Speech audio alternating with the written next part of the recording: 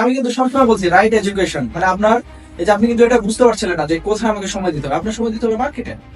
একটা বিজনেসের রেভিনিউ তখন আসে যখন তার সেলস ডিপার্টমেন্ট ওকে থাকে, মার্কেটিং ডিপার্টমেন্ট ওকে থাকে, মার্কেটিং অ্যাক্টিভিটিস ওকে থাকে, সেলস অ্যাক্টিভিটিস ওকে থাকে। আমি কিন্তু 4টা ওয়ার্ড ইউজ করছি। আপনি দেখেন তো আপনার টিম মেম্বার কে কে আছে, আমি বললাম, আপনি জিজ্ঞেস করলেন, আপনার প্রোডাকশনের আছে, ডিজাইনার আছে, কোয়ালিটি আছে। আপনার কিন্তু মার্কেটিং নাই, আপনার কিন্তু সেলস নাই, আপনার রেভিনিউ নাই।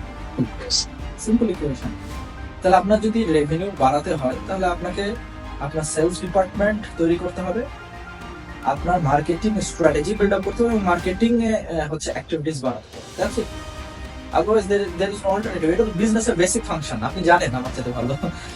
যে ধরুন আমি মার্কেটিং করলাম, মার্কেটিং লোক আসবে, কিন্তু যে কম্পিটিটরের সাথে যে আমাদের একটা প্রবলেম কি জানেন? প্রবলেম আপনার mindset. Don't think about the competitor. দেখেন আমার ফিল্টার কম্পিটিটর কে যায়,